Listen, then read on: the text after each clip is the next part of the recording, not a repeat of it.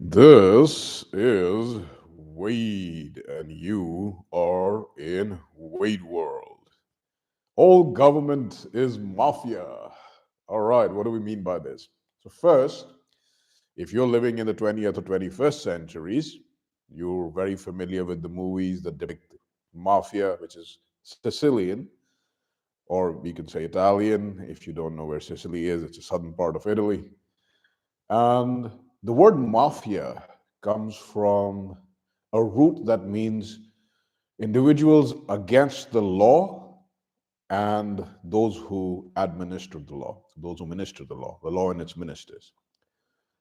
And we're going to start with the structure of the mafia because of all the things that you know. You don't understand the structure of monarchy. You just think it's bad. There's just one king on top. You love democracy because it's amazing and you have the vote and you're equal to everybody else, but you don't really understand the structures. You do understand the structures of the mafia because in the movies, the mafia is shown as evil.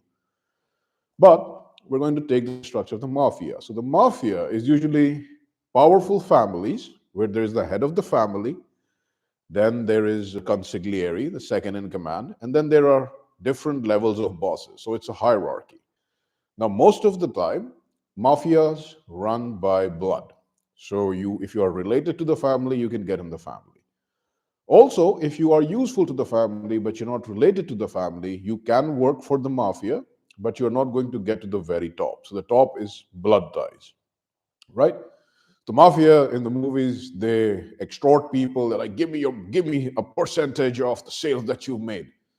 And they are violent against those that don't accept their authority to impose their law in their neighborhood, etc., etc. So basically, what the mafia does, and what's not talked about, is it also offers protection so that nobody else from outside their neighborhood or their region can come in and threaten the people that they take money from. So the extortion is also providing protection. Simple extortion is pretty much not feasible and always fails because the people are like, what are you doing for the money that you're forcing me to give to you? Right? So you have the enforcers of the mafia. These are the people who go out in the world and actually take the money, like, hey, give me the money. The enforcers are also the ones who keep an eye on the neighborhood. Then you have the officers who direct the enforcers. Then you have the mob bosses, etc., etc., etc. It's a very hierarchical, systematic system. And the underlying principle is we are going to be in charge of this area. You're all under our authority.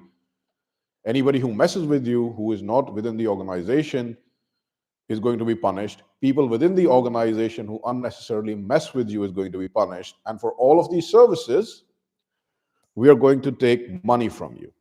Sounds familiar, doesn't it? So, we're going to access further layers of the government, but we're going to also compare this to the two other forms of government in this section, and those are the monarchy and the government of, let's say, democracy, democratic governments, right? We can also get into socialist governments, but that would be a good comparison. So let's say we'll do that as well. So now you understand what the mafia does, right? It says, this is my region. Don't mess with people in this region. I'm the boss. Accept my authority. If you don't accept my authority, I'll be violent towards you. And for that, and to protect you from outsiders who might wish to mess with you, I will take a cut of the money that you're making, right? Now, there are malicious mafias that could poison their neighborhoods with drugs and all to make money. So these are called malicious, right? So now we move on to the most direct comparison to the mafia. That is your current day democratic governments, right? So there's the government. You have a prime minister or a president. Then you have the cabinet minister. Then you have the governors or heads of states. Then you have the mayors. Then you have the police department, the internal tax department. Then you have the spying intelligence agencies. Then you have the uh, people who give you government services, government workers. And the only difference in this structure is that you have the illusion of choice, right? You choose the leader of your mafia that you call the government. You go to vote every 4 years or every 5 or 6 years. You're like, yay, My vote matters. And what you do forget is that now, instead of a mafia structure where there are blood ties within the mafia organization, there are blood ties to the community. So there are repercussions to harming your own people. The people that you select do not really have blood ties to you. A lot of the Western nations are selecting people who are absolute racial aliens to the people who actually make up the country. The UK is a great example. You got people who are Indian like Rishi Sunak, Ireland, and Indian like, who was that homosexual? Leo Varadkar. He's the president or prime minister. What? America. America is called a land of immigrants, but it wasn't settled by immigrants. It was settled by mostly British people who fought and died to settle this continent and make it into a country, right? And now you have the director of the FBI who's an Indian. And the simple question is, right, would India ever accept a director of their intelligence services who was American, who was white? No, they wouldn't. So anyway, your government is a mafia that punishes you if you don't pay your taxes. They can put you in jail. They can straight up steal the money from your paycheck. But in exchange, they promise to provide you services like roads, infrastructure, health care, education that will hopefully help you defending the country and all that. All right, so far sounds like a good arrangement. However, understand the major difference, right? In the mafia, the structure is by blood and it's related to the community. Like an Irish gang will not be able to make a mafia in an Italian neighborhood because they're different racially, they're different, they have different blood. In the government, you select the people on top, the governors, the mayors with elections, presidents and prime ministers, and then they select the top people. But who are the enforcers of the government? Who are the people who actually go out in the street and have a job which is not punished, and they're not answerable to the people you selected at the top? These would be your local law enforcement, your local government departments, your federal government departments, your central government departments. So these are people who you didn't select. These are people who are not necessarily from your community, who are always in your government mafia. You just pretend to change the people at the top. Now, how can an organization work if the mass of the organization, the people who actually do the work, are the same and the leadership keeps changing? Do you honestly think the people that are the same, that never quit, the government workers who don't get elected, don't really have any blood ties or loyalty to anybody else, and they get a job and they're going to stay in that job forever until they retire? They have to do nothing. They have no incentive to perform. They can't mostly be fired also. They have to be asked to resign. There is no feedback for their abuse. Do you think they're going to be loyal to the people that surround them and are going to be like them in the job forever, or this puppet show that keeps changing every 4 or 6 years? The mafia, the families in the mafia, their fortunes rise and fall with the ability of the leaders, and the leaders are there for decades, a stable system. The government changes every 4 or 6 years. But you're like, so what? I chose the government and they have the power. True. But have you ever understood who gives you these choices? The choices that are presented to you are selected by somebody. So if the top keeps rotating and the bottom stays the same, so the president, prime minister, cabinet keeps changing, the governors, mayors, they keep changing, but the bottom, the people, enforcers stay the same, who do the enforcers have loyalty to? In the mafia, the enforcers and the organization has loyalty by blood to the leader, and also the leader pays them. So enforce the mafia's rules and we will pay you. We will make sure you're successful, you have money, you have whatever you would like. In the government democratic system, the people that the enforcers are loyal to are not the president, the prime minister, the governor, or the mayor. It's the people who pay them. And in modern democracies, who pays these people? The central banks. The central bankers are not elected, by the way. They're selected as well. They buy government debt, basically print your money. Have you ever voted for a central banker? No? Oh. Have you ever seen what tribe they're from? Are they your people, or are they a bunch of different people from a different tribes with loyalty to their own people? No? Think about it. So your democracy is a fake government system that is worse than the mafia. Now, your government could replace you because they have no blood ties to you, right? They have no community ties to you, most of you. Once in a while, some guy comes and says, I'll do good for my people.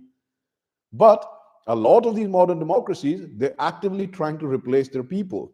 Is this sounding better than the mafia? Like, you know what will happen if a mafia replaces its neighborhood? The mafia loses power because its people are gone and replaced by somebody else. But your government, your official mafia, is actively replacing you in European countries. They're importing people from all over the world, extremely dissimilar to you, to replace you. So, if the mafia comes from your people, protects your people, takes a cut of your earnings to give you this protection, disciplines its members who abuse you unnecessarily, protects you from outside people and attacks and violence, whereas your government, the enforcers, you don't select, you don't elect, there is no feedback mechanism to punish them. There is a rotating cast of puppets on top who you select every 5 or 6 years. They don't protect you because they're actively trying to replace you. They definitely keep increasing the amount of money they take from you, extortion, right? And punish you or throw you in jail if you don't pay. And there are no blood ties to you. You have people from all over the place, and you have no idea because these people are not from your community. They can't be. In a huge environment, they just can't be unless they actively, explicitly say it. Like, I am of you, I am of your people. And then in the mafia, if the boss messes up, there are competing families who will absolutely tear the organization apart and basically take over your neighborhood. But even among the mafia, there is a commonality. It started as Sicilian, so it's going to be groups of Sicilians, right? And the Irish is going to be groups of Irish. In the government, if the person you elected breaks their promises, there is no way, there's no competing power to be like, hey, you're out as the boss of the government mob. I'm taking over your neighborhood. There is no feedback mechanism where you could be like, hey, this guy is not doing good, so we're going to coordinate with somebody outside who's also of our people to replace him. There is no feedback mechanism for that. Right? This is by design, by the way. Doesn't organically come up. This isn't like the average peasant in the 17th and 16th or 15th centuries going like, oh, I wonder what government should be like. So you live under a mafia that takes a lot of your money, actively tries to replace you in places like the US, Canada, UK, Australia, New Zealand, all of EU, tries to poison your food, poison your children, poison your water, poison your health, and is actively trying to destroy you. And you are given a clown and puppet show every 4 to 6 years, 4, 5, 6 years, to select your representative who immediately goes on and does the same thing his predecessors have been doing. And the enforcers never change. They keep following orders because you are ruled by an invisible mafia. You're ruled by basically the bankers, and you don't know who they are. And they are definitely not racially loyal to you, most of them. Right? So that is the mafia versus your present day governments. Now, let's take kings as an example. Now, the king, the huge difference between a monarchy and the governments that you live in, liberal democracies and mafias, is the king doesn't always impose a tax. So the king doesn't extort you always. Number two, the king comes from your people. You cannot have an Irish king of the German people. It's not going to be possible because the people select their local leaders, the local leaders select their lords, lords select their dukes, dukes select their kings. So it's a hierarchy of the same people. They have blood ties to you. Remember, just like the mafia. So the kings have blood ties to you, the lords have blood ties to you, the aristocrats have blood ties to you. If they replace you, they get replaced because let us suppose a bunch of German aristocrats say, we are going to import a bunch of Norwegians and replace our Germans with the Norwegians. You know what's going to happen? The Norwegians are going to kill them and put Norwegians in place as the new German king. They call it Norwegian king, right? So in a monarchy, the king and the aristocrats have blood ties to you. Number two, they do not extort you like the mafia, and they don't take income tax from you like the government all the time. The only time the kings take taxes is when the king has to go to war. And again, as has been addressed previously, if the king loses or doesn't perform well, People can stop playing and paying. They can stop and refuse to go to war. Alexander had to pull back from India, his Indian campaign, because his army refused to march. They were like, yo, we're done. It's too hot. It's too humid. We can't do this. We don't want to do this. Alexander was forced to turn back, right? So he's answerable to the people. If he goes on too long, people revolt. They go to their local village elders. The village elders go to the lords. The lords put pressure on the king, and the king has to either be deposed forcefully, or he has to be like, all right, I quit, no more income tax, I lost the war. Of course, if he wins the war, then that wealth comes into the country and makes the people's lives better. However, what really rankles most of you is that no one taught you the actual forms of government. This is a law of nature. If there is a power vacuum, some people will come and fill that up. It is in the nature of human beings. To question this is to question the nature of human beings. Most of you don't like the honesty of a monarchy or a mafia system, because these are honest systems that work much more efficiently than the government system. But the government system gives you the illusion of choice. You can't just nominate Timmy from the block to be president or prime minister. Try and see what happens. Timmy will lose. Maybe he'll get like your vote, or maybe 2 other votes. So you can't really nominate the people who you try to elevate and who you really like. And you know what will happen if you try and nominate them and they actually get in power? There'll be protests engineered by the enforcers and the bankers behind them. There'll be cries of authoritarianism, dictatorship, monarchy, no kings, as in America is saying right now. Because you're actually going back to the system where your leader is loyal to you, and he's going to institute changes that make the whole society stronger, and there will be feedback mechanisms, to the self-correcting feedback mechanisms, right? So a monarchy has that. Blood ties to you, no income tax unless you're going to war. That's automatically sounding the best out of the 3 so far. Defense of your country, making sure that you are not replaced in your own country, because the king also loses power. A president or prime minister's power is not related to who you are and who your people are. It's related to how many votes he can get. If he can import a bunch of people from Timbuktu and replace you and they can all vote for him, he'll do it. But a king can't replace a bunch of people from Timbuktu for you, because then the Timbuktu people will elect the Timbuktu king, right? So the monarchy, also the best thing about the monarchy, it stays out of your business. Of course, you have bad lords here and there, but it's not such a wholly corrupt organization with no feedback that modern democracy, which is basically banker bureaucracy with a veneer of choice. So modern democracy is a banker-funded bureaucracy, right? In the king's land, they don't really mess with you too much. You want to do whatever you want to do, as long as you don't challenge the authority level, they're fine. And if you do challenge the authority level, there are structures to help you advance through the ranks.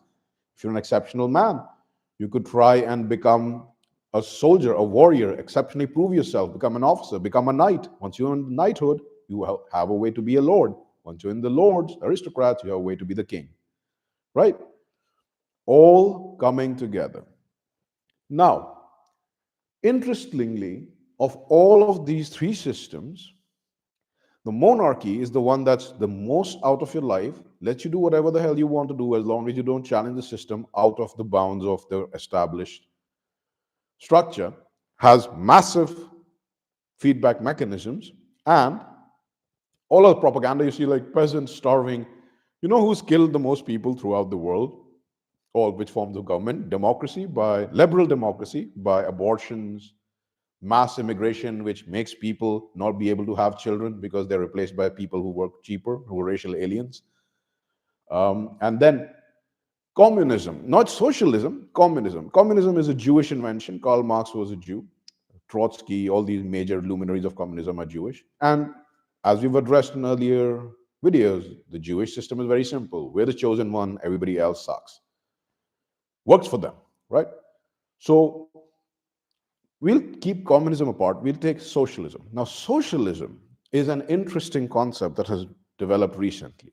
So remember the enforcers of the government that never change, right? Even the king has enforcers, but those enforcers, again, are related to the community. So it's very decentralized. In nationalism, in socialism, right? Nationalism is pretty good in all three systems, except you are not going to have a lot of nationalism in a liberal democracy. Like liberal is basically a lefty, regressive, not progressive. They are regressing us to the Stone Ages. So in a socialist structure, instead of the mafia having power, the head of the mafia having power, instead of the king having power, and instead of a fake puppet election show, you actually have a structure, whereas the power is in the hands of the chairman of the party. So the entire mafia structure, blood ties, and the entire monarchy, blood ties, has been replaced by a non-blood ties, but a nationalist ties, where if you want to be a part of the government, you have to pass some tests. If you are deemed fit enough, you can. If you're not, you're given some other role or you're redirected elsewhere. And you can slowly climb through the ranks. So in a socialist system, the enforcers literally have to climb through the ranks and prove their worth, and they have a path to reach to the top. Again, socialism devolves into essentially a monarchy, because if you have someone who's solely power hungry, like Mao, Mao was trained by four Jews, led to the extinction of 100 million Han Chinese, his own people, to turn China communist. So if the chairman doesn't care about the people, he just cares about the power, he's going to be pretty bad for the people. But once again, if the chairman of the party in your socialist utopia cares about the people, it tends back to monarchy, because now that guy at the apex has loyalty to his people, right? And he is going to do whatever is required to keep his people healthy, strong, defended, and to ensure the continuity of his people.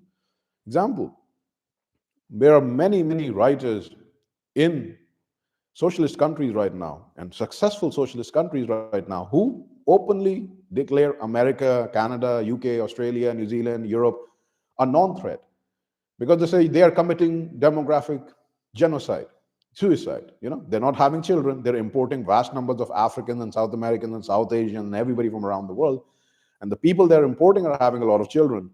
And we are already ahead of all of these other countries. So we don't need to worry about Europe and all these Anglo-Saxon countries, because they're basically committing suicide. They're not going to be a factor anymore in about 50 years. They teach that openly. They also teach openly that a lot of these Western countries are controlled by Jewish bankers, which your countries don't teach you. And some of your countries criminalize it to even talk about it, right? So the most modern and merit-based system of government is the one that we're seeing right now, socialism. And it also devolves to monarchies, because at the end, it's about loyalty to the people. It's a meritocratic system, but it also enforces its laws, takes a part of your money to give you those services. And again, unlike regressive democracy, it has a loyalty to its people. Like socialists can't really just wholesale replace the population. Communists may be able to, but socialists can't, because for socialism to occur, there has to be massive bloodshed. And if there's not massive bloodshed, a vast majority of people have to agree that we've decided out of all forms of government, this is the one that suits us best. And that is very related to your blood, to your race, to your genetic makeup. If you replace the people who agreed with socialism, the new people might be like, yeah, I don't want that. I like the mafia system better. Yeah, I don't want that. I like a monarchy better. Or maybe some people are like, ah, I don't want that. I want to be able to pretend to choose between two puppets. I want to feel equal, or equal to everybody. So, all four systems of government have the same tendencies. One, except for a regressive democracy, a monarchy, a mafia, and a socialist, they come from the people. They have the blood of the people they rule, the leaders, right? Second, except for regressive democracy, there are feedback mechanisms and decentralization at every level of a monarchy, of a mafia, and of socialism, because there are communities, they elect their representatives, representatives elect their local leaders elect their state leaders elect their federal leaders elect their leader. Anybody who misbehaves, if it's too harmful to the people, he's corrected. people from outside, don't replace the people. The government basically protects you.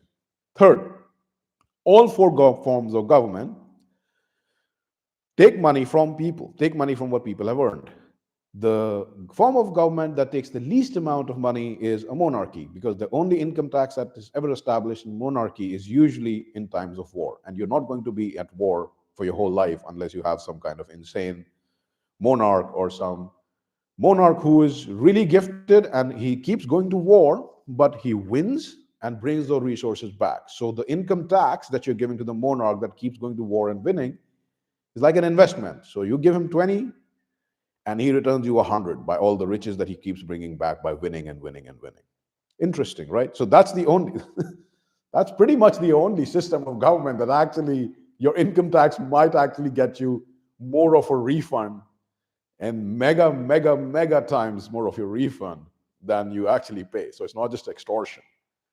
The other three systems, they don't really redistribute the wealth among the people. They just take and take and take and take. The worst offender is a regressive democracy, because the income tax just keeps increasing. Because again, you are not ruled by the puppets you selected.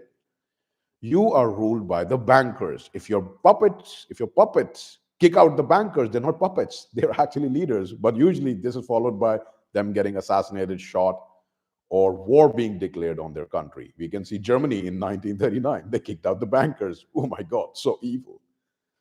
Before that, the czars in Russia, they had a whole communist revolution led by Jews because they refused to have a central bank. So the czars in Russia absolutely murdered the entire family, including the baby. Then Germany. Then Spain had to undergo an entire civil war to win over the communists who were trying to install a central bank. In the 1960s, after Francisco Franco died, it came anyway. Today, the countries that fight against central banking are North Korea, Iran, Cuba. And recently, in recent times, the countries that did fight against central banking and lost have had leaders like Saddam Hussein, Muammar Gaddafi, Bashar al-Assad. And Muammar Gaddafi is a good case because he gave free healthcare, free education, free home loans to married couples, encouragement of children, and he kept a lot of the African Union secure from unlimited migration into Europe. And he was killed for trying to replace his banker currency by honest gold-backed currency. You can look this up. It's pretty common knowledge now. All of the lies we've been told have been just that, lies. And I'm sure there are other leaders as well right now who are divorcing themselves from the central bankers. But again, these are the leaders that you'll hear are evil, xenophobic, racist, homo, whatever, hate the homos, whatever, white national. Usually they're white nationalists, but they could be nationalists or jingoistic. So it's xenophobic is anybody. If you're not white but you love your country, maybe like Uganda, you're like xenophobic. You're like, oh, you don't want homosexuals in your country? Yeah. To hell with you, you're evil. So the only positive return that you actually ever get from your taxes is from a monarchy. But all forms of government will extort you to some level. Number 4, the defense of your nation is going to be strongest under a monarchy, because if he replaces you, he gets replaced. It's going to be strong under the mafia as well, because if they replace you, they're going to be replaced. It's going to be strong under socialism, not communism, because if they replace you, they're going to be replaced. It's going to be weakest under regressive democracy, because they don't care about you as a human being or as a relative, as their own blood, as their own race. Democracy is just a veneer of bankers who control the enforcers. So as long as they can get votes, they don't care about replacing you. If you won't vote for them, but they can import 10 people from the village in Africa who will vote for them, they'll replace you. No worries at all. So the most disloyal to you is a regressive democracy. The most loyal to you is a monarchy. Number 5, that was the defense. Number 5, keeping themselves out of your business. So if you are just a normal person, an average person who just wants to have a normal life, make your livelihood, build a house, have a family, and you're like happy with that. So the bar for contentment is something that you can achieve easier than most people.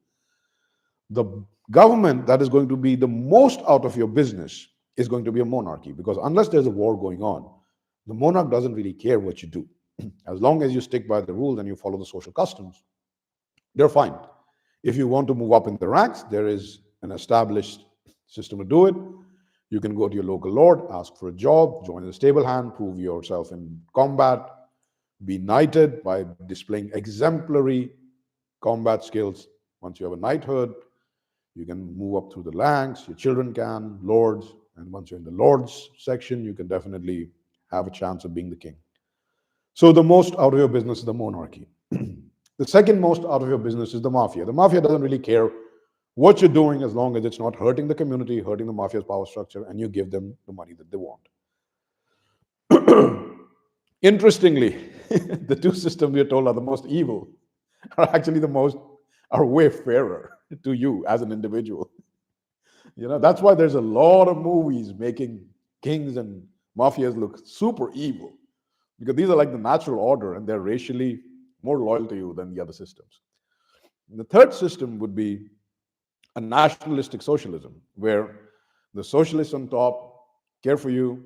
There's a hell of a lot more, uh, well, we will say there is a tie between that kind of socialism and regressive democracy. Maybe regressive democracy is the worst. But as long as you follow all the rules, they're rigid, you'll be fine. So basically, socialism is for people who can exist in a structured environment. If you're very rule based people by blood, by genetics, by race, it could work for you. The worst is regressive democracy, because superficially, they stay out of your business, right?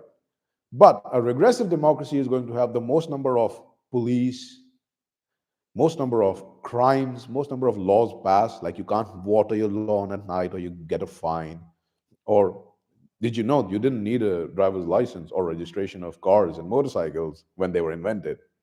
And now you have to get registration, insurance, this, that, and an yearly fee. So it's like an yearly extortion racket, right?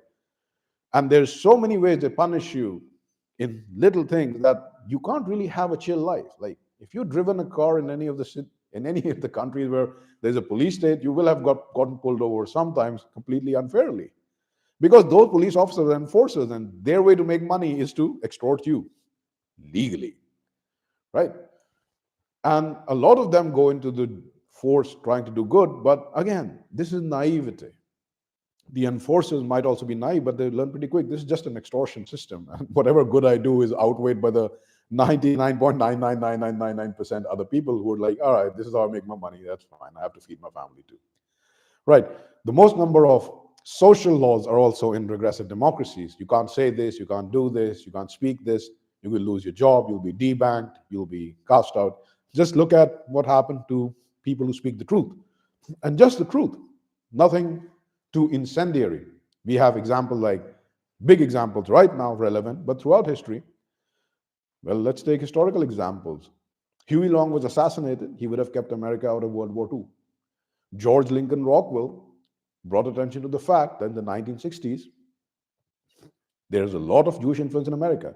He was assassinated. JFK was assassinated. On a local level, in today's day and age, where all your leaders are selected and elected puppets, people who speak the truth are assassinated. Because America is a great example, look at Tucker Carlson speaking the truth, fired from Fox News. Candace Owens speaking the truth, fired from the Israeli run Daily Wire. Who else? Nick Fuentes. This completely destroyed and deplatformed since he was 18, just for saying and asking the question, like, why are we helping Israel? Why is Jewish help and benefits more important than American benefits and health, right? And they were debanked, kicked out, tried to be silenced, right? And these are not incendiary people. They don't even have the ideas of the reality that WAYDE has, but they're still punished a lot. So in a regressive democracy, you have the, again, like the illusion of choice of your president, prime minister, you have the illusion of freedom. I can buy a gun. Yes. How many permits do you need for that? And how long before you will not be able to buy a gun, because the laws for permits are going to be so skewed towards criminals and against normal person that you won't. Look at California, right? Look at New York, New Jersey. I can drive any car I want. Yes. How many tickets are you going to get? How many licenses do you need? How many safety features does your car require, and emissions features, and all on the guise of protecting you? Do you feel protected? Well, I can travel wherever I want. Not if you're on no-fly list. Not if you say something the people in power don't like. And the people in power, again, are not the people you elected. These are the enforcers who you didn't elect. And nowadays, in aggressive democracy, the enforcers are selected for being low IQ, malicious, selfish. So they're not going to be loyal to their own people. Forget about you. And the bankers. So if you piss these people off, and they're protected classes, the politicians who, the puppets who are lapdogs of these bankers, you're going to have a hell of a time. You're going to be debanked because your currency is under control of a hostile, racial, alien race that controls the banks and that puts hostile, selfish people in powers of enforcement and keeps changing the clown show at the top. So, of all of these four systems, all are like the mafia because the mafia is the one that you understand most clearly. And of all four systems, so far, the fairest seems to be the monarchy. They keep out of your business, they don't extort you all the time, only if they go to war, and the war has a limit. And sometimes the wars win, and you get back a lot more money and resources than you gave to the king. The worst is regressive democracy because there is no blood loyalty, there is no control of your defenses, you are actively being replaced. There is a hell of a lot of your children can be taken away from you if you misbehave. Literally, the government in a regressive democracy takes away your children. It encourages people to break families apart for stupid reasons or for no reasons, right? So they're destroying you. They are actively replacing you, and you don't have control over your money, which is very, very important. The mafia doesn't replace your money, it works with what you have. The kings and monarchies usually go on the gold standard because it's finite, it can't be printed to infinity.